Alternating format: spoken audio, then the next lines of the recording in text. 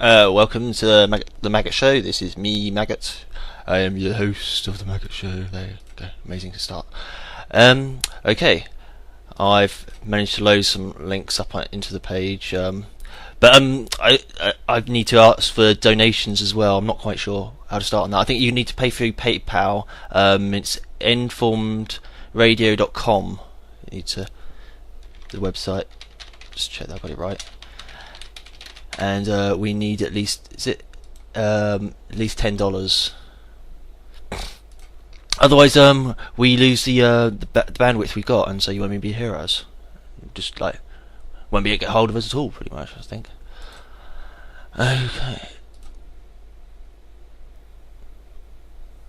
I'll just start with things.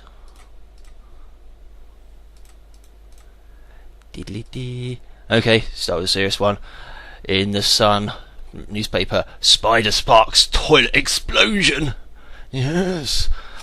A husband suffered nasty burns after he tried to get rid of the spider lurking in his toilet with a makeshift flamethrower.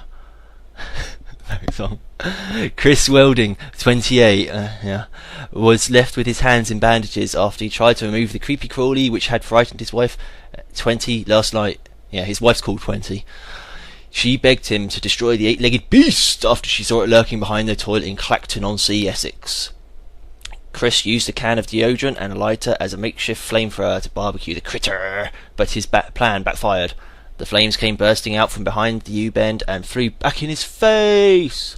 IT engineer Chris, who has 2 children aged 4 and 2, said, "It was about 10:30 last night. My wife was getting ready for bed, and suddenly she let out a scream. She said there was a spider in the bathroom and asked me to get rid of it. Neither she or the kids would go in there.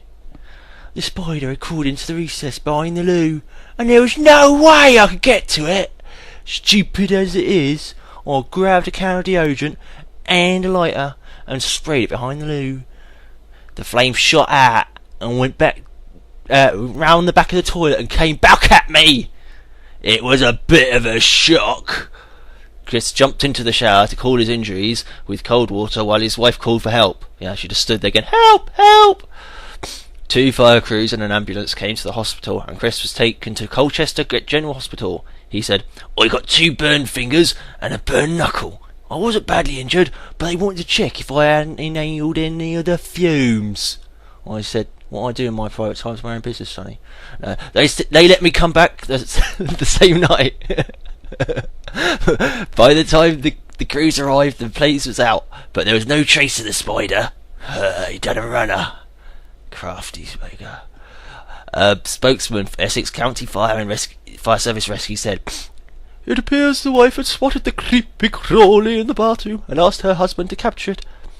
There was an almighty explosion which blew the man back into his hallway and lifted the hatch on the loft. He did exactly the right thing by jumping into the shower and cooling his burns with cold water while his wife raised the alarm." Just raised her voice, I think. I'm quite surprised because I used to live in Essex as well. Yeah. And I'm surprised that Clacton still hasn't got a hospital. You can't afford it. They have to go all the way to Colchester. I know. Yeah, I know. It's because I automatically anything in the Sun, I always find it reading a London accent. Clacton-on-Sea, I don't suppose is in London, but everywhere seems to be part of London. Everywhere in the south. Yeah. Must have travelled quite a distance. Anyway, carry on. Well, that's the end of that article. Next one I can do is slightly more serious. It's from the BBC. I post a link. It's only because it's involving Israelis. I mean, normally it's like, oh, who cares? No, not quite. But it's because they'll kick up much. They can kick up much of a harder fuss than a lot of the other people. 4 Israelis shot dead near Kiryat Arba in West Bank. 4 Israelis have been shot dead in an attack on the West Bank. Israeli police say their vehicle came under fire on a road between the settlement of Kiryat Arba and the Palestinian village of Bani Naim, near the city of Hebron. Those killed were 2 men and 2 women, one of them pregnant, Israeli medics said. The attack comes as Israeli-Palestinian peace talks are due to begin in Washington. In the past, militant groups have launched assaults in an effort to undermine peace talks. We confirm there are 4 dead at the scene, Israeli police spokesman Mickey Rosenfeld told Reuters news agency. The group was shot from a passing vehicle, according to Israel's Channel 2 television. The assault was the first fatal shooting in the West Bank since 14th of June, when a police officer was killed. Hamas, who was opposed to the talks, praised the attacks but did not say they were responsible for it. The militant group said it was a natural response to the crimes of the occupation. So yeah, you'll probably hear more fuss kicked up about it, just because it was Israeli killed.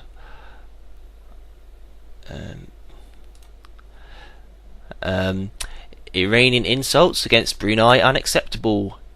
France, yes, the country of France, has said that it's kind of just moved like some sort of miracle. France has said insults in the Iranian media aimed at its First Lady Carla Brunei Sarkozy are unacceptable. Yeah, I guess so. Yeah, it's because like France is like turning into a fascist country, I suppose. So they don't, they'll just say the name of the country, I suppose, because it's like a neo-Nazi country or something. It's the way things are going to be, I expect. Woo, so yeah, I mean, you won't have like the French Prime Minister says, they'll just say France says, and so like that'll be the same, say Germany, Austria, or Hungary, or whatever. Just a little preview. They're starting using that language already. So one state-run newspaper. One state-run newspaper. Yeah, I'm starting it now. One state-run newspaper denounced her as a prostitute after she publicly criticised Iran for threatening to stone an Iranian woman to death. No, I was just like pointing out, like the same France says, because they're not separating, you're not saying France's prime minister. Well, what they used to say over here is like the leader of the so and so party, and it would be the ruling party or whatever says it. Instead, in the future, it would be like the United Kingdom says or England says or whatever, But Kaihan, the paper which made the original comments, went on to call for Mrs. Brunei Sarkozy's death.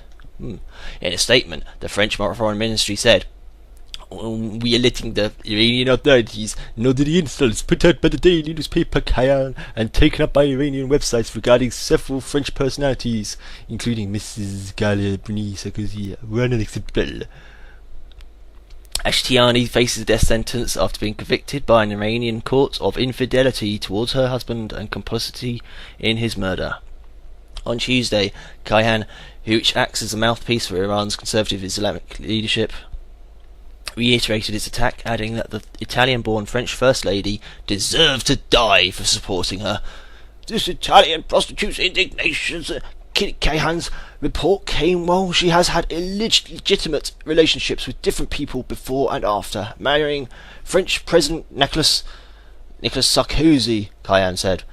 Reviewing Carla Brunei's records clearly shows why this immoral woman has supported an Iranian woman who has committed adultery, has contributed to the murdering of her husband, and has been sentenced to death. And in fact, she herself deserves death. Talking about Mrs. Bruni Sarkozy. Well, it's difficult to really explain any sort of rationality behind it. You just have to quote from them, and then it's like, okay, you're nut jobs anyway. You're probably gay. Earlier, a spokesman for that's my message to Islam. Yes, and I am Allah. I am saying you're gay. A spokesman for the Iranian Foreign Ministry, Ramin Mehman Parast, urged the country's media not to insult foreign dignitaries. Insulting the officials of other countries and using inappropriate words. This is not approved by the Islamic Republic of Iran, he said.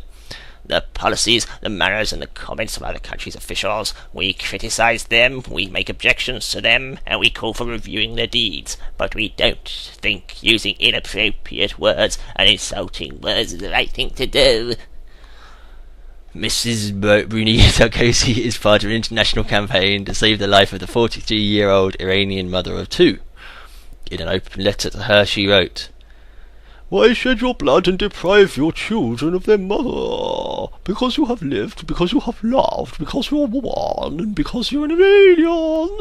Everything within me refuses to accept it." It's just all garbage. Well, I mean, this is what these people are actually writing and saying. Yeah, but the thing is that Yeah. This would, so that puts see what I heard this morning on my radio show was, Yeah. you know, that they actually put her in front of the TV because they tortured her first. Yeah. I don't know if the lady is now dead or not. I'm not sure. Okay. All right then. Hmm. Nothing I can do about it. I get my head checked. Yeah. Especially if the Israelis get involved in it. Yeah. The responding editorial. Go on. There's a lot of racial tension though, don't you find? Oh yeah. You know, if you look at the news, Yeah. it's all racial tension between, you know, these foreign countries.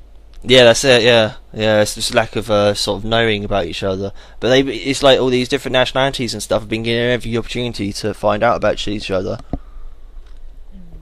But it was always used, you know. It was one of the sort of excuses, inverted comma, was that the different races just didn't know enough about each other, and that we could all, you know, kind of like get along with each other, even like in the '60s, you know. Don't think it was the Age of Aquarius. Yeah, I know. Yeah, that's it. Yeah, yeah. They're all like having like a worldwide love-in or something would solve the world's problems. Yeah, yeah. It's like, yeah. So it all works very well until who cleans the toilets. Okay. The responding editorial in Cayenne on Monday titled "French prostitutes during the human rights protest" accused the French First Lady of being a hypocrite, referring to her previous relationships with high-profile celebrities. France has urged the European Union to threaten new sanctions over the case. Argentina police. Yeah, I know. Yeah, they're fans of those. I know. I was reading an article. It might be this morning. I might not be able to find it, but it was just. Oh yeah, I have got it. I'll read this one because this is like a. Oh yeah, I'll just read it anyway. I'm not sure. I might have been reading another article this morning before I went for work. Oh, Al Jazeera. This is in Al Jazeera. Leading Rabbi Abbas should perish, and it's spelt almost like ABBA. So obviously they don't like ABBA much. So Abba's fans should perish.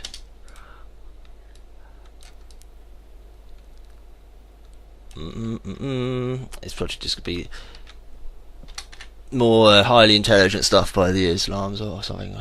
This looks like Israelis this time. Former Israeli chief rabbi calls Palestinians evil, bitter enemies of Israel. The spiritual leader of Israel's Shas party denounced upcoming talks between Israel and the Palestinian Authority and wished for the death of Palestinian President Mahmoud Abbas. Ovadia Yosef, a former Israeli chief rabbi, called Palestinians evil, bitter enemies of Israel during his weekly sermon on Saturday. Abu Mazin and all these evil people should perish from this world, he said, using Abbas's common nickname. Whatever. God should strike them with a plague. Them and these Palestinians. Saib Ariakat, the chief negotiator for the PA, said Youssef's remarks are tantamount to a call for genocide against Palestinians. It's one of their favourite words. I think Israel should copyright that word. The 89-year-old Youssef is a respected genocide. That is the word they should copyright. Is a respected scholar amongst Jews of Middle Eastern and North African descent. He has made similarly offensive comments before. He has referred to Arabs as vipers.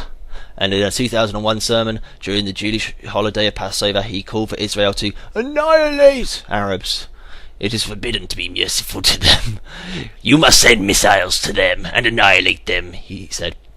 They are evil and damnable, but remember, Allah is forgiving. Yosef's provocation. He did say that bit. Yes, the Allah is forgiving thing. I just thought I'd put in there for a bit of irony. Yosef's provocations are not limited to Arabs either. In 2005, he blamed Hurricane Katrina on the godlessness of New Orleans and on former US President George Bush's support for Israel's disengagement from Gaza. And last year, he criticised women who pray at the Western Wall as stupid. So he's got intelligent words for them. You see, they don't really deserve any better. So, the wisdom. Erica also called Youssef's comments an insult to all our efforts to advance the negotiations process. Abbas is scheduled to meet this week with Benjamin Netanyahu, the Israeli Prime Minister, for their first direct negotiations in more than 18 months. Both men will attend a dinner in Washington on Wednesday, hosted by US President Barack Obama and Dolly Parton, and then we'll meet on Thursday for talks. She's not in it. Israel's Yedioth Ahronoth.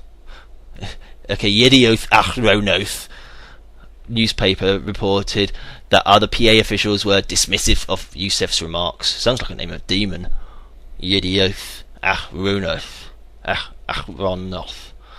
Netanyahu's office issued a short statement distancing the Israeli premier from Youssef's remarks. These comments do not reflect Prime Minister Benjamin Netanyahu or the Israeli government's stance. The statement said, Israel is engaging in negotiations out of a desire to reach an agreement with the Palestinians. Youssef is the spiritual advisor of the ultra-Orthodox Shas party, which holds 11 seats in the Israeli Knesset. Eli Yishai, the head of the party, is the current interior minister. Yishai said on Wednesday that he would not support an extension of Netanyahu's 10 months West Bank settlement freeze, which is due to expire on September the 26th. Shas party officials said earlier this month that Yishai would do everything possible to persuade Netanyahu not to extend the freeze.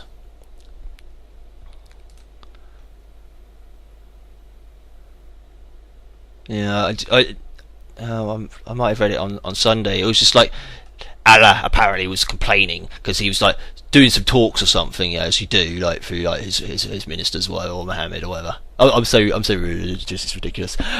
He's complaining that his talks are going out to men and women, and it's not good because like although he's like the supreme God and all that, and you can't worship anybody else, you know, you can't be speaking to the men and the women at the same time. You've got to have your special talk for the little boys. You know, you can't have the women listen to it because they might pervert his words. That was sort of like the mentality of it. And I was just like, that is so stupid.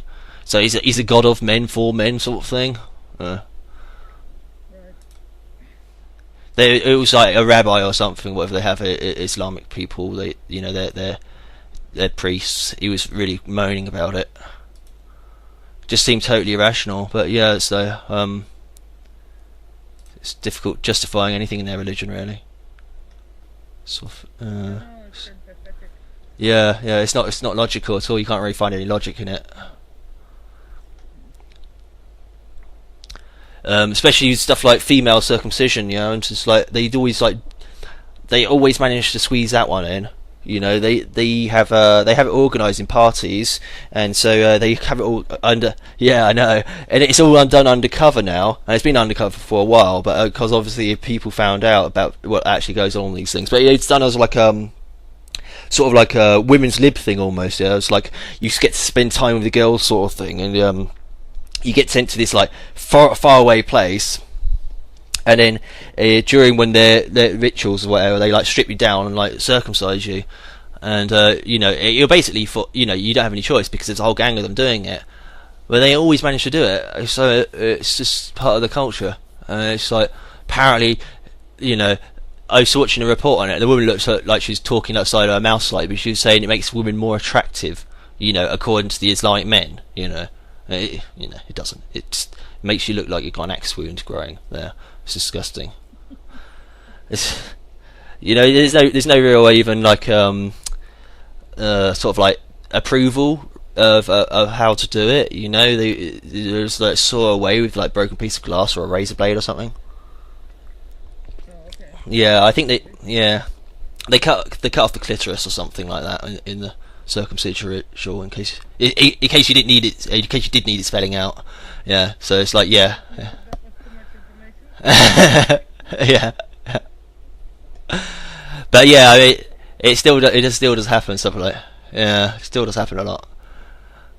But yeah, they do try and cover it up. It's like, you know, they don't cover up the fact of it happening, but they cover up you know, what's going to happen. So it's just like a shock. Yeah. Okay, in the Independent, I've got a headline: Why failure of climate summit would herald global catastrophe, and then it's got 3.5 degrees on the end of that for no real reason. I don't know. You'll probably explain in the article. The world is heading for the next major climate change conference in Cancun later this year on calls for global warming of up to 3.5 degrees centigrade. There you go. In the coming century, a series of scientific analysis suggests the failure of last December's UN climate summit in Copenhagen means that cuts in carbon emissions pledged by the international community will not be enough to keep the anticipated warming within safe limits. Two analyses of the Copenhagen Accord and its pledges by Dr. Sivan Carter of the Stockholm Environmental Institute and by the Climate Action Tracker's website suggest that with the cuts that are currently promised under Copenhagen, the world will start to warm by 3.5 degrees centigrade by 2100. Oh no, so close. Such a rise would be likely to have disastrous effects on agricultural production, water availability, natural ecosystems, and sea level rise across the world, producing tens of millions of refugees. A month ago, in its annual State of the Climate report, published in conjunction with the UK Met Office's Hadley Centre, America's National Oceanic and Atmospheric Administration listed 10 separate indicators of a warming planet, 7 of them rising, ranging from air temperature over land and humidity to sea level, and 3 of them declining: Arctic sea ice, glaciers, and spring snow cover. The scientific evidence that our world is warming is unmistakable, NOAA said. Because it's unmistakable because they keep on disagreeing on things. What was this? See were 2 so-called hijackers on plane from Holland removed. Well, I haven't got a link if you haven't got a link. I can only do what I can see. Some comments in the chat room is something like some so-called hijackers on plane from Holland removed. So there's I'll have a look.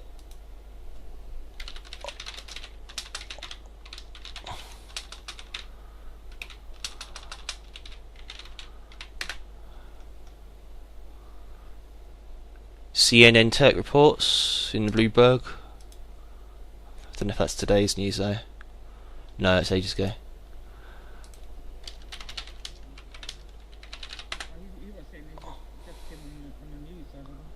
Yeah. I don't know. Did they have hijackers? I didn't hear anything about hijackers from Holland. No. Well, would help if we post a link. So I'm just looking for it now. I can find the link so we can talk about it.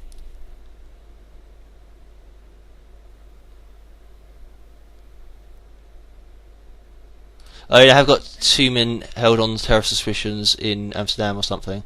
2 men flying from Chicago still held on terrorist suspicions. US air marshals increased presence. 2 held on suspicion of terror dry run in the Hindu. Woo! What happened? I brought a tin of tuna in. Oh, this is on Wednesday, September the 1st. So this is like a few hours ahead of us. Okay, I've got it. Oh, that's Tomorrow, yeah, that's it. And it's in the Hindu paper. You see, the paper of the future, obviously. Headline was 2 held on suspicion of terror dry run. Narayan Lakshman, Washington. 2 men on a United Airlines flight from Chicago to Amsterdam were arrested by Dutch authorities on Monday on suspicion of attempting a dry run for a terror attack. According to media reports, authorities identified the pair as Ahmed Mohammed Nasir al-Sufi and Hezam al-Murisi, both of Yemeni descent. The men were reported to have carried a range of suspicious but not illegal items in their checked-in baggage, including a mobile phone taped to a bottle of Pepto-Bismol, 3 mobile phones taped together, several watches taped together, a box cutter, and 3 large knives. You can see why they taped together some items, just like stop them travelling around in the bag or whatever. But in combination, it's a bit strange. For Maggot, that just seems like I'm sorry, that seems like somebody was fucking with them. yeah, I know. Honestly, they just tape random shit together. Yeah, I know. 3 mobile phones taped together doesn't prove anything, does it? Somebody's just fucking with them. It was a joke, guys. It's a joke. Yeah. They probably found heroin there as well. I know. Yeah, well, no, I don't know. Further, $7,000 was said to have been discovered within the baggage of Mr. Al Sufi as he checked in for a prior flight from Birmingham, Alabama to Chicago on Sunday. There you go. They didn't found heroin, but they found $7,000. Okay, so they found money. Yeah. Does money equal law? 'Cause Yeah. I'm not down with money either. Let's go back to the gold first. Yeah. No, it doesn't work like that. It's money. Money is money. You're allowed to have money. That rule, the law about having too much money, it's only set up for poor people. The rich people can have massive amount of money. They can swim in the shit. But as soon as a poor person tries to do it, fuck no. Yeah. Well, it makes sense to have money in your suitcase anyway, because you don't have to pay any banking fee, do you? Or exchange rate fee or anything else. So yeah, see what they do in that. Yeah. You know what? Fuck it. Every time if I ever get in a plane, I'm taping everything together. I don't give a fuck what it is. Video system. Yeah. Play with me.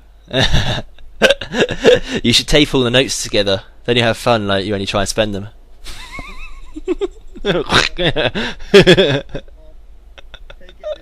won't be taking blue money to everything. Yeah. Cell phone has glued all to it.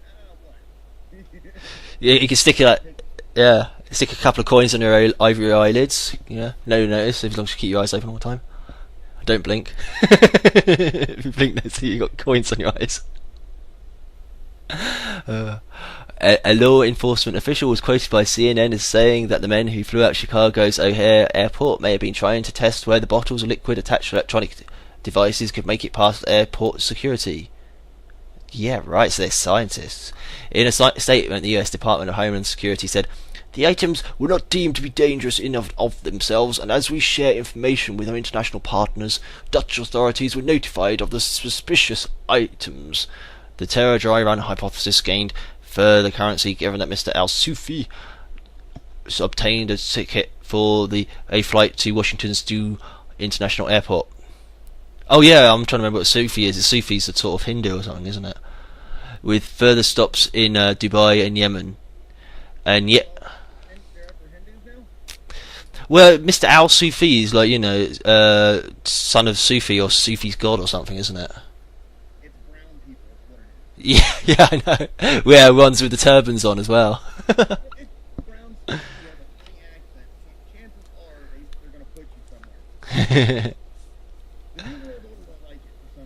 Yeah. I'm actually thinking about going out and getting a really, a really good tan and growing my beard out and then talking in a funny accent just to see what they say. I wonder if they would not like me. Hey, real quick, I'm going to be bouncing out here in a second. I just want to let everybody know if you have extra funds to give, everything here at the station needs to be paid for. We have the server that needs to be paid for tonight. So if you have a couple extra bucks out there, throw it in. We can only come up with $10 for that, and we'll be good. Also, on a more positive note, everybody knew I was going to court today over some traffic tickets from the Freemasons, and every one of those charges were dropped today. So. What's the name of the website where they can do the donations? Oh, stumped on that one. Radio.com, informradio.com. There's a thing there that says chip in. Click on the button, chip in, and good to go. Woo! All right, I'm out back to Maggot. Thank you. And I've got to find my place on the page. Okay, yeah. The terror dry run hypothesis gained further currency. I mean, it's like these sort of like supposedly individual people who just like just testing you, just testing you on this terrorism hypothesis. Gained further currency given that Mr. Al-Sufi obtained a ticket for a flight to Washington's Jules International Airport with further stops in Dubai and Yemen, and yet both he and Mr. Al-Murisi flew on an entirely different sector via the Chicago to Amsterdam flight. Makes no sense. In a development that is likely to cause embarrassment to the Department of Homeland Security, Mr. Al-Sufi's luggage reportedly travelled from Chicago to Washington without him. It's a miracle! They're flying luggage! It's like really strong throw. A potentially serious violation of US safety protocols. Why? Because if it goes off, they want to identify the person who is nearest to or something. I mean, whatever.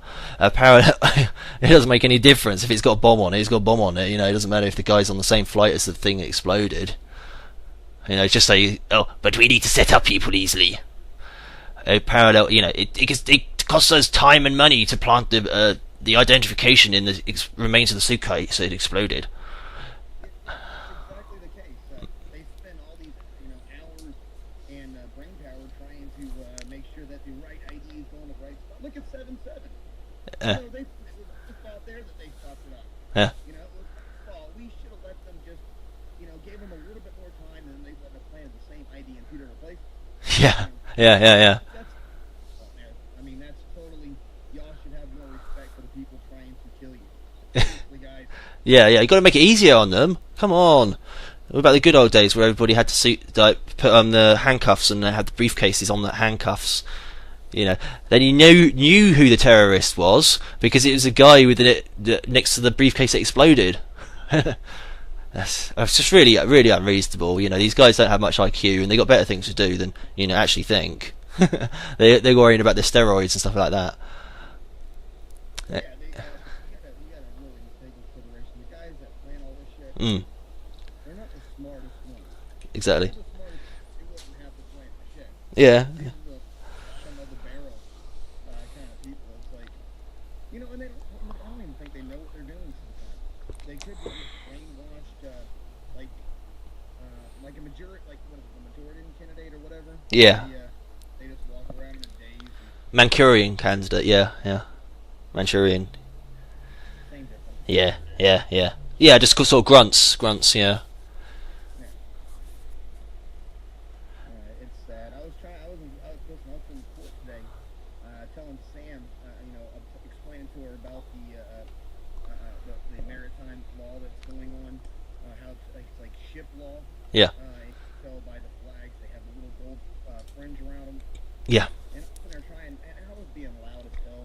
I don't really care. For one, it's unconstitutional for me to be there. For two, I am at my wit's end with this puppet government and this, these fake laws. I'm tired of it. I don't see it no more. And you have to let them know that you're tired of it. Otherwise, they'll keep doing it. The American people is tired of it. We are tired of it. We are tired of being abused. We are tired of being taken advantage of. We are tired of being your slaves. We don't want to do it no more. And this is a quick warning out there to the guys. We're tired of it. Keep backing people in the corners. They get mad. Stop biting back. Yeah. Yeah. Leave us alone. Okay. Cheers.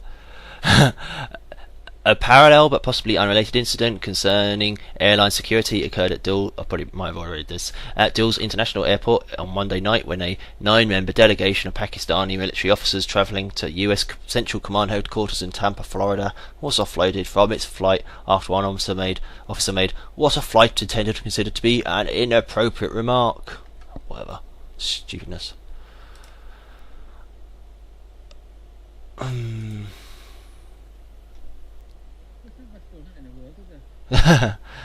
It's just a lot of stuff that's typed up, isn't it?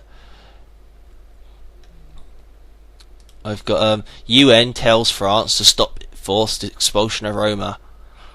France has come under increasing pressure to stop its expulsions of Roma when a United Nations Human Rights panel added its voice to the chorus of condemnation. In recent weeks, French officials have dismantled more than 100 illegal camps and sent hundreds of Roma back to their homes in Eastern Europe.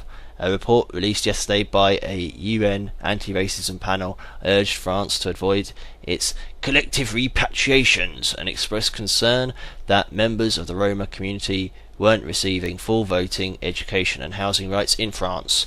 In its report, the Committee on the Elimination of Racial Discrimination said it was worried about the rising violence of a racist nature against Roma in France. It recommended that the country avoid collective repatriations in particular and work towards lasting solutions to challenges with the Roma based on the complete respect of their human rights. Francois Zimmeray, France's ambassador for human rights, lashed out at the findings, saying, "It is very easy to give lessons." France doesn't pretend to give lessons to the world, even if we're often seen as a country of human rights. It has got 3 dots on there, so. Right. They're Roman gypsies, right? Yeah, the Romans, the gypsies, Romany gypsies. So they don't really like to be in the house anyway. They just like to. Well, yeah, that's what it's an anagram of Rome, isn't it? Rome, it's Rome. Just travel around. So travelling folk, yeah. So they're not even I don't know. They don't really like to be enclosed. Yeah, I was thinking even like tents and stuff. Yeah, that's it. Yeah, they got to have their own tents and stuff, rather than moving like to camps, labour camps. We also don't pretend to listen to lessons from countries that don't make a tenth of the efforts that we've accomplished, he said, in an apparent reference to the members of the UN panel, which is made up of independent experts from countries such as Russia, China, Algeria, Pakistan and Romania. Send that one. It's quite a short article. This, I don't know how long this is going to be for an article. 6 massive secret operations that are hidden all around you. It's by Colin Murdoch. That's like, isn't that the one of the big newspaper cartel families? The Murdochs and the Maxwells. I don't. Oh yeah, the one jumped in over the boat, didn't he? Yeah, Rupert Murdoch, I think. Or was it Rupert Maxwell? Or Robert Maxwell? I think it might be Robert Maxwell. Yeah. I think it was Robert Maxwell. That's it, yeah. Yeah, Robert Maxwell, 6th November 1991, I've got as a date. I'm assuming that's the actual date he supposedly committed suicide, yeah. Like, we thought we caught a whale, and then we found it was Robert Maxwell, so he pushed it off the boat. Yeah. That's how he died. He was very fat.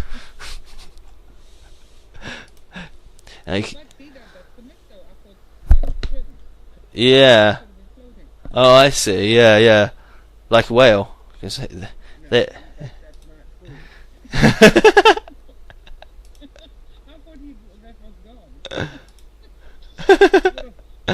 think he's answering for the fat people. It's fat people spokesperson. Oh no, fat people float. They don't swim. It's a floating thing. Yeah, they don't sink. And it depends on So it adds to the mystery, really, like, of what he died of. Yeah. I don't know if they found the body, but yeah. Okay. Oh, they found the body? I don't know if they did. They found the body. He was floating down the canal. Oh, okay. No, they found the body. Yeah, they say Robert Maxwell, the flamboyant head of one of the world's biggest media empires, was discovered dead in the sea yesterday after disappearing from his yacht off the Canary Islands. There you go. I know exactly what happened. He was from the press. Yeah, Maxwell's and Murdoch's they were 2 of the largest newspaper families. He tried to speak out. Might be. In a conspiracy right now, so. Yeah. Oh, this is ages ago. This is 1991. But yeah, it was Maxwell's and Murdoch's. It's like they. I haven't heard the story. Yeah. Alright, I'm gone. Okay. I'll be back. Alright. Well, they were behind like things like Sun, B-Sky B, the Sun newspaper, like the tabloids over here, most of the press, pretty much ran it, as far as I know. And then now it's more fashionable to say the Rothschilds run it, and which might have been true. They might have taken over from them, but it was Maxwell's and Murdoch's just like running the papers pretty much. Okay, so I've got this one here: 6 massive secret operations that are hidden all around you. Yeah, by Colin Murdoch. Hence the little distraction on the Maxwell story. Ever had a sneaking suspicion that there's another world, a secret world hidden just outside of this one? Good news, there totally is. Bad news, there's a reason they're hiding that secret world from you. Yeah, because the Maxwells and Murdochs were blamed for the dumbing down of the population a lot as well, because they were just like introducing stupidity into the media, and it was like, oh, it's your fault, everybody's stupid now. So yeah, that was like the big conspiracy thing of like the 80s and 90s. One of the big ones. The Yeah, I mean, there's a story.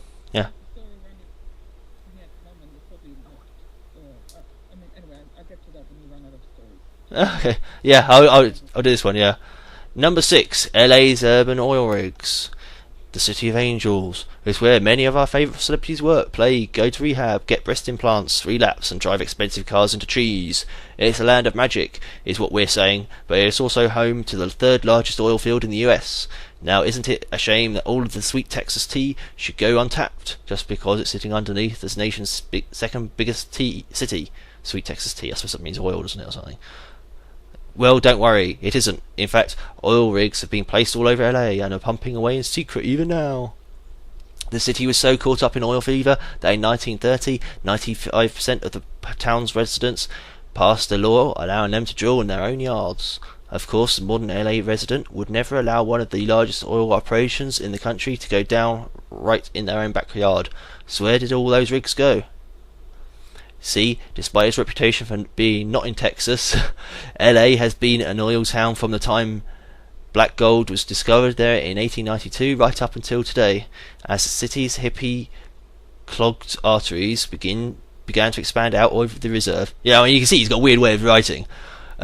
Oil companies got creative. That's a sort of a strange way of writing. After refining a new urban design in the 1930s, the wells were all but soundproofed. An innovation that allowed oil companies to start playing Hide the Pumping Station. Get your minds out of the gutter. We're still talking about oil rigs here. Yes. Just annoying. One of them, it's like the Murdochs. He was from like Australia or something, and then Maxwell was supposedly from over here, like in England. But yeah, I mean, I think it was like the Murdochs, is like real sort of like gutter snipes, and they had all like the sexual innuendo, and they'd like throw in sexual, like, oh, we were making a sexual joke then, and I was like, I couldn't possibly, what? Oh, that was sex, was it? Oh, right, okay. I thought you were talking about something completely different, you know. Just like sort of really crude, sort of like, you know, like punk talk almost, pretty much, like, you know, everything's like sexual references. On street corners, on school grounds, tucked away behind shopping malls, hidden rigs are literally everywhere in Los Angeles. There's an unmarked building on Pico Boulevard in West Hollywood, which houses one of the biggest hidden oil operations in the city. From the site, 58 oil wells have been directionally drilled up into the Beverly Hills area. Here's what 58 oil wells looks like everywhere else in the world. As a photo, I'll send a link to the article. Just in case you did want to see it. There you go. Amazing. Yeah. And now here's the building in LA. Well, I had to do it after reading that bit. And now here's the building in LA, busily drinking the milkshake right out from under thousands of unsuspecting Bel Air residents as you read this. You're supposed to put captions under pictures. You're not supposed to do the text and then have a picture. Oh, never mind. But you know how the story goes. You go to Hollywood, all hopes and dreams of making it big, and when things don't work out, you find yourself covered in crude. Shit joke there. Toiling inside a clock tower that houses a secret oil rig in Santa Monica, and it's practically a cliche. Number 5. Hidden government bunkers.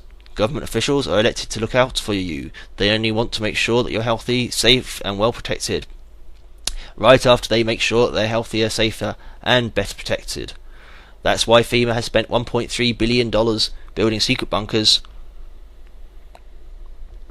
all across the United States solely to house government officials in case the unthinkable happens. Oh, can you hear that? That's government officials. Yeah. Yeah, you know. Just post a fat cat. Yeah. Make sure they're better protected as well.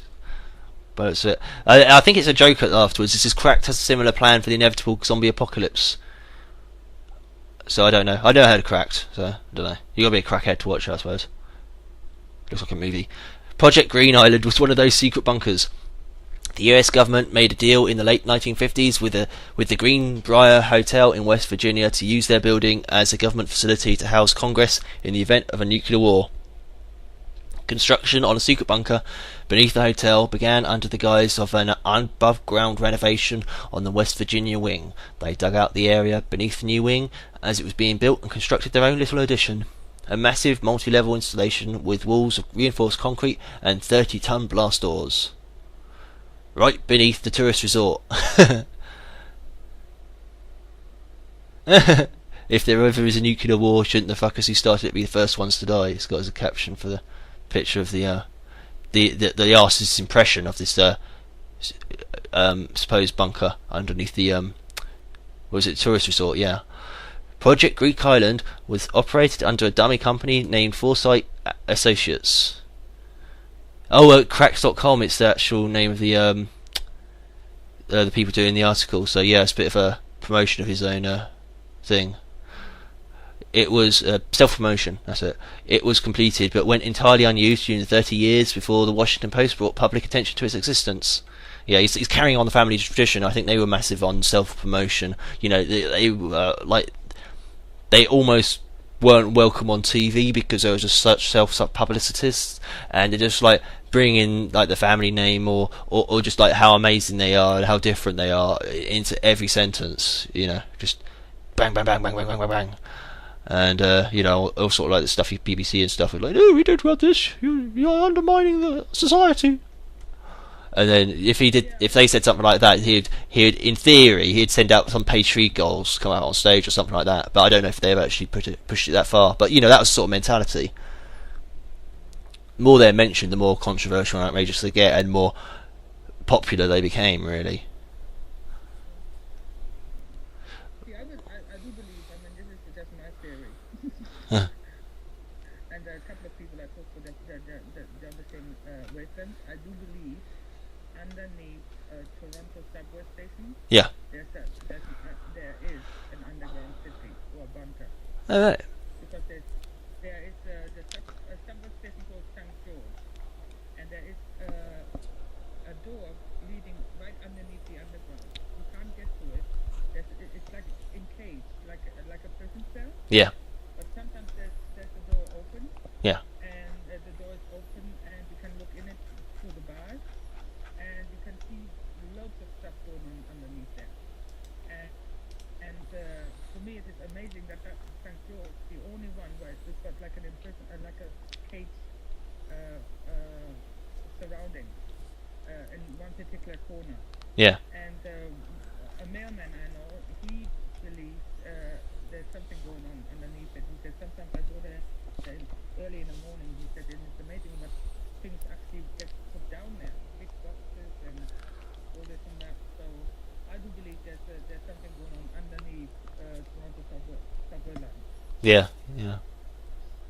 You know, and it's actually in the vicinity of Queen's Park. Yeah. Toronto Hydro. It's actually just like all the major buildings are in a 20-mile radius around it. Really. Really. Yeah. Oh, did you witness the riots? Were you in the town or area during the riots? On TV. You were on TV. Oh, right. Oh, I watched your. Oh, you watched it on TV. You hid in your house. Didn't actually join in. Okay. No, and then when I found out Charlie Heath was arrested, I started bailing out. Yeah. Yeah. It Yeah. was quite interesting. So, Yeah. Yeah. I mean, it's all been it's quite quiet, you know, about this. You know, there's a few people still going in front of the courts, and you know, some things get thrown out, and then other people are made to sign something. Or you will not have a record court, but pay $100 to charity. You know. Oh, okay. You paying for something you're supposed to. No, some of the people didn't do anything, right? Yeah. So I mean, you paid for something you didn't do. So. Yeah. And because you're paying to charity, you can't really. You got nothing. You can't sue a charity to give you your money back. That's right. Yeah. You say you're so tight-minded or something to me about it, but that's probably the reason they do it. Is you can't claim the money back once you give the money to charity. So the legal thing. So yeah, it's just. I wonder if you can pay your taxes back. Yeah, that's it. They give you Tax return. Yeah, that's it. Yeah. I don't think so. I think charity contributions are non-tax returnable. Oh, really? Yeah, charities don't pay tax, do they? I know they don't in America anyway. I think they're automatically exempt, or you have to apply for it. Or they have a history of being exempt to it, but don't know if that applies to Canada as well. I mean, I meant in the USA. Yeah, yeah. Well, that's why a lot of the sort of like religious groups try and become like a charity as well. So well, actually, no. If you're a religious organisation, I think if you have a church, you don't have to pay any tax or something ridiculous like that. No, you're right. Actually, because I used to belong to a church here, Yeah. and every time when people pay in, they said, "Don't forget your tax receipt." Ah. And I said, "What?" I said, "Well, you can claim taxes." I said, "Well, why would I do something if I'm going to get it back?" Yeah. I said, "Are they going to give from the heart, or you don't give it all?" I said, "What's all this about?" So they get tax receipts now. Okay. Yeah, I'm just checking. I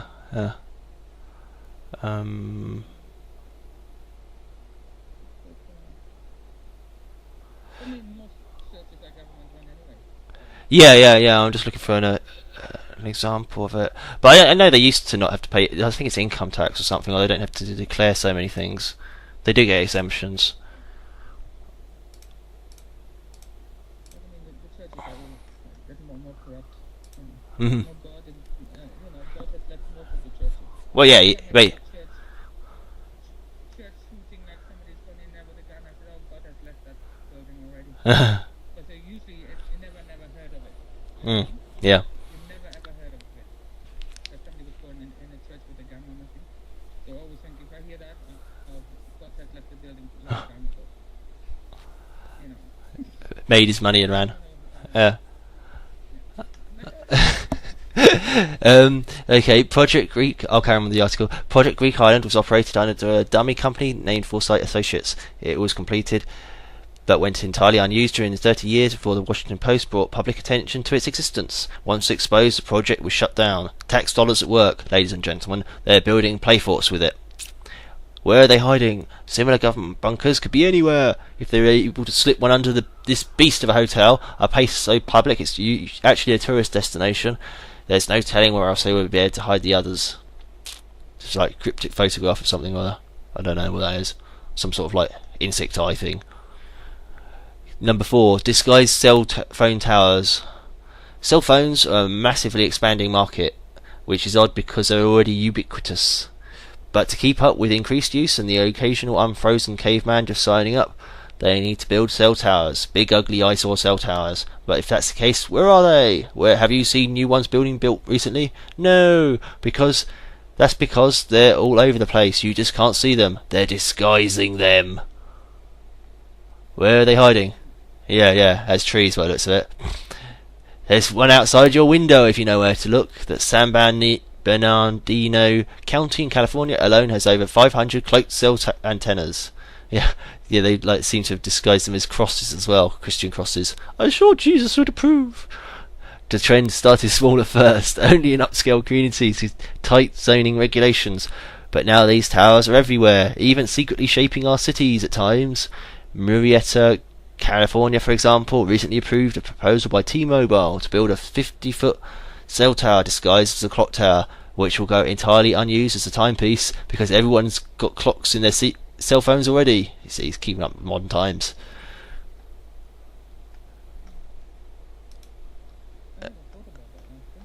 Disguised cell towers, yeah, and installed in clock towers, yeah. Number 3 on 6 massive operations that are hidden all around you.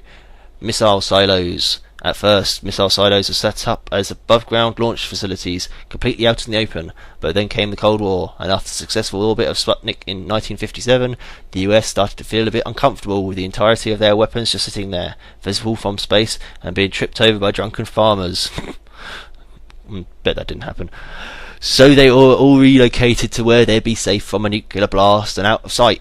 Underground.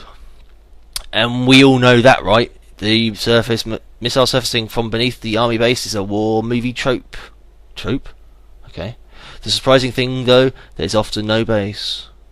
At the height of the Cold War, the US had an estimated 1,000 Minutemen missiles hidden inside silos, or Minutemen. I think it's been minute men, whatever, missiles hidden in silos across the country. But don't worry, fewer than 500 even remain active today. Where are they hiding? Well, if we knew that, they'd have to kill us. But we know they were literally everywhere, and we've got proof. After the Cold War, silos that were empty just left to the elements, no longer serving any purpose. But recently, abandoned bases have been appearing on the real estate market. For a missile base that cost the US government $3 million to build in the 1960s, you can snatch one up for as low as $100,000 and live in it.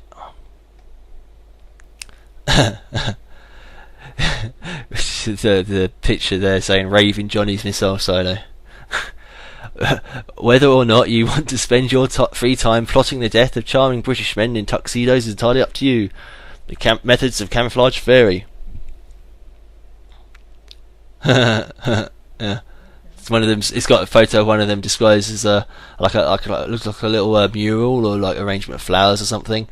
Sort of like one of those like entrances to the sewer they have like in places like New York. You know, those elaborate ones. The sewer caps, what they call it. Yeah, it's like one of those, but extra large, like twice the size of it. Perhaps a discarded pizza or something like that. You know. Number 2, disguised government buildings. The government likes their privacy, and they go to great lengths to keep it. Ooh, but not all of their secret facilities are located in labyrinthine cave systems, inside volcanoes, or hovering in a cloud bank. They have thousands of perfectly normal buildings spread all over the country that they use to conduct their secret operations. They're usually grouped in purposefully pedestrian-looking office buildings, discreetly unlabelled and carefully disguised to be utterly forgettable. And we're not talking about the DMV here. Don't know what that is. These are serious agencies. The Fort Meade cluster in Florida is the largest of these facilities, and it's headquarters of the NSA. The area, sitting right out there in the open, is so top secret that if you approach it, your GPS will send you into a series of U-turns, thanks to the government jamming the signal. If you take a picture near one of the buildings, uniformed guards will emerge, oftentimes from concealed security stations, to ask you for your personal information and to delete the pictures from your camera. Keith McCammon experienced this firsthand when he accidentally photographed an unmarked office building which turned out to be the location of the Defense Advanced Research Projects Agency, DARPA. Where are they hiding? We all know how you spot government hideouts. Be on the lookout for black SUVs, barbed wire and help wanted signs for local restaurants and coffee houses. Wait, what? Yeah, so it's got a photo of one. Cunningly disguised. The top secret part of the US government employs over 845,000 people, and when they want to recruit new workers, they can't really put an ad on monster.com for super spies. And instead they put out signs like the one above. TS means top secret, and SCI stands for sensitive compartmented information. Only people with top secret security clearances can attend those normal seeming job fairs, which probably explains why nobody has ever gotten a job out of one. Okay, 2 minutes left. Number 1. Underground homeless cities. Real mole people. Life on the street is tough. I should know about it. But what options does a homeless person have when the busy, unforgiving city is becoming too much for them to handle? Why, they just go underground. Underground, where no cops or street punks will hassle you. Just mole rats and the lava people. Where are they hiding? Beneath the casinos and the flashing neon lights of the Las Vegas Strip lies a labyrinth of tunnels that were initially built to protect the city from flash floods. But now they become a place where the homeless live, sheltered from the weather, rent-free. There are over 200 miles... Oh, cool. What was it? Do you know what it was? No, it's a program about that. That that they're living underneath there, and the police are always going in there to get them out. But they really got a good setup. Really good setup, like a little community, they look after each other. So, I was amazed really what they actually had, how they were all set up. It's just like a living room. Yeah, they actually got photos of this thing for a change. Yeah. Better than the DOMB photos. I've seen like maybe a dozen of those, but the black and white spotty photographs. There are over 200 miles of tunnels under the city, and any trip down into them reveals a vast network of homeless shelters. We aren't talking cardboard boxes here either. They have some pretty sophisticated homes. New York City also has abandoned tunnel systems that the homeless have found shelter in. The Amtrak Freedom Tunnel was built in the 1930s, but as it served no real purpose, it was quickly abandoned. For over 30 years, it acted as a shelter for huge tribes. That's what you call groups of hobos, right? Or is it a gaggle of homeless people? But it wasn't just sleeping in the dirt. They formed complex societies, complete with mayors and elaborate social structures. They were so resourceful that many of them even siphoned water and electricity from the city and built ad hoc, underground, multi-story homes out of whatever was available. These tribes were the inspiration for both a book and a documentary called Dark Days, which sadly revealed that the Freedom Tunnel was eventually emptied out by Amtrak. But don't be sad, there are many, many more abandoned underground tunnels in NYC for you to get murdered in. Ta-da! Here, that link what you just posted, right? Yeah. No, after the rocket, a bit further down. There is a guy somewhere in the States who actually bought an underground shelter. He's actually now making a city out of it. And for people, he's going to get ready for 2012. Yeah. And people are actually flogging there to buy it. Yeah. Yeah. And they've got swimming pools and everything like that. He's got it all worked out what he wants to do. And they can live up there up to 5 years underground. Yeah. Until whatever happens above ground. And they're probably thinking if something does happen above ground, then they can stay down there for as long as they like anyway, because there won't be anybody up ground to, they'll have to stay downstairs sort of thing, and breed like rats,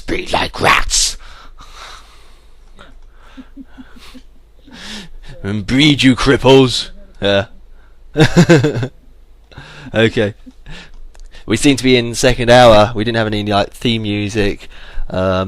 You could do Star Wars. How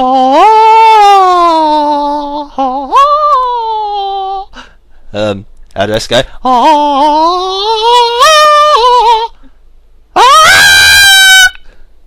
There you go. I improved it. Wonderful. And then at the end, lion goes. That might be MGM.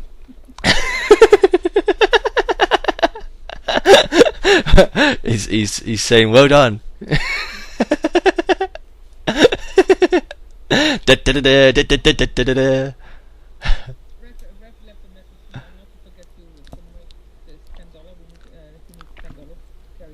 Oh yeah, he did it earlier. You can do that if you want. Yeah, I did it right at the beginning as well.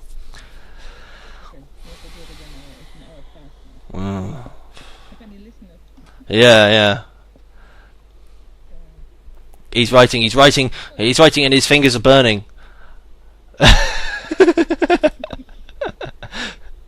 Okay. Yeah, so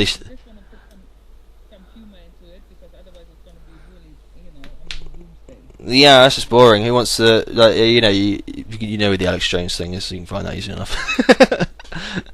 Yeah, it just gets boring after a while with doom and gloom, and it's like, oh, it's not really that intelligent either. You sort of need cheerfulness. Yeah, but whatever.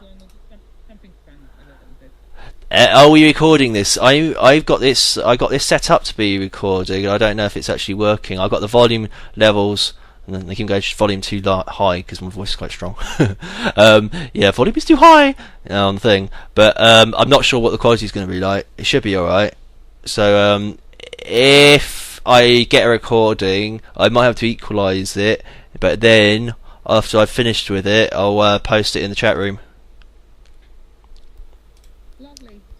Lovely jubbly. Yeah. Just reading a news article about in South Africa. Drunk baboons play Cape Town's exclusive supper.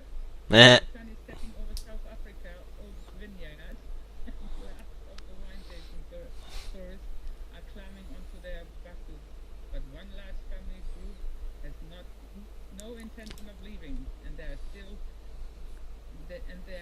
little in the management, but what the management can do about it. And there are a family of baboons. They're eating all the grapes and they're getting drunk.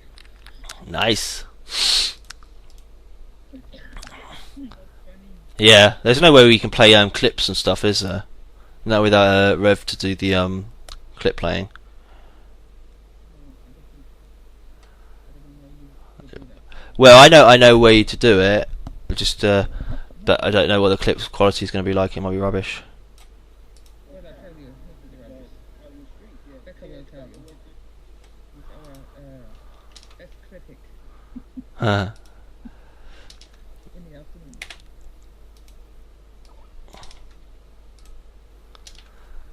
I mean it in the nicest possible way, Becca. Well, I'll try. Yeah, I'm not sure. I mean, if I take the headset off, you see, it will like go through into the mic. But I'm not sure. I haven't actually tried that live, so it might just be you can't hear a thing and be like, what the hell? Okay. Then just try it once, see what it is. Okay, I'll try it. I'll try it and just have a look at the volume levels, see if it picks it up. Okay. Okay, this is Dark Days Underground Tunnel Homeless Neighborhood. It's probably rubbish, but it'll just like give. It's probably got a few insights into the thing.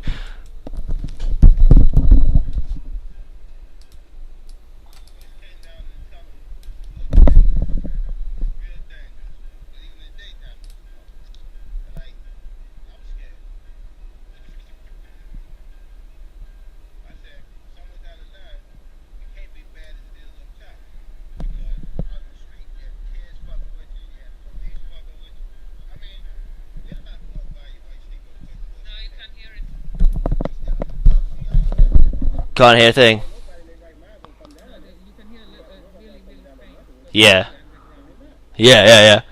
I know it's not that strong a recording in the first place, and it's on full volume as well. Maybe you can send a link to Brad. I did. I sent the link already. Right. What else is going on? Toronto, the police shot a man. Mhm. That was this quite controversial. Jardine Douglas family were waiting for the police they had called to help to get their son into treatment for mental health issues when they heard over the two-way police radio that he's been shot and killed by an officer. Mr. Douglas, 25, was suffering from paranoia, according to the statement written by the family and obtained by the Globe and Mail. He boarded the southbound bus, Victoria Park Avenue, Sunday afternoon, and was shot during an altercation with the police after the bus was pulled over. According to the family's statement, Mr. Douglas has not been displayed any violent tendency at that time. The family are devastated with how events played out. The lawyer Glenn Stewart said they were making efforts to try to help him and support him, and those though have seemingly gone terribly, terribly wrong because of the way were handled by the police services, Mr. Stewart said. We're feeling particularly disturbed by it. According to the family statement, the two officers who responded to the call were advised that the man had mental health issues, as was and the dispatcher was told too. The two initial officers stayed with the family at the corner of Lawrence Avenue in Victoria Park, while other units followed the bus. According to eyewitnesses, the bus was pulled over at the stop near Bingen Court around 3 p.m. Mr. Douglas stepped out of the bus and was confronted by two police officers. Some witnesses say the man was asked if he had any weapons, and then he reached into his jacket pocket. That reportedly when the officer shot him. A knife on the road was marked as evidence. Toronto Police Services will not comment on this case until the SIU has investigated it all.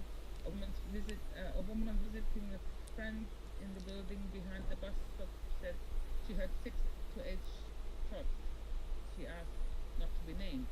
I thought it was firecrackers at first, but then I heard the sirens and thought, oh my god, something happened.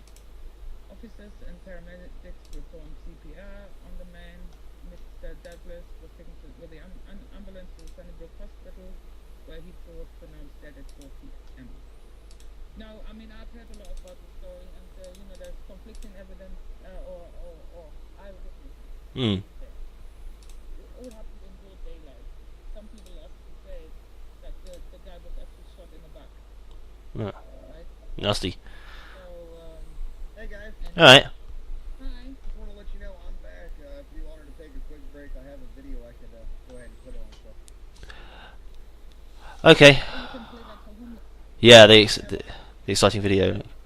load up and play if y'all want to go ahead and take if you want to take the next 2 hours off the 5 o'clock spot, probably eat up some of this. I'll probably play this whole thing. I just noticed yesterday when I put on the end game or not end game, big sound there was different. So I'm actually going to play Hair Storm, Okay. which is yeah. So if unless y'all want to keep talking, it's up to y'all. I'm fine. I'm fine. Well, you know, I mean, it's like you know, you can take over if you want. I pretty much covered everything I wanted to cover. I did. I could do one article. It might be. Oh no, I might save it for tomorrow. Actually, it's quite a long one. Got that. I'll go play this Maggot. Thanks for filling in for Crow. Crow will be back. I talked to her today. Okay. She has some issues going on. She'll be back for 4 o'clock real soon. And the 5 o'clock spot will be getting filled real soon also. So I'm going to go ahead and play a movie now, guys. Okay. Thank you guys. Okay, that's fine. Thank you. Bye.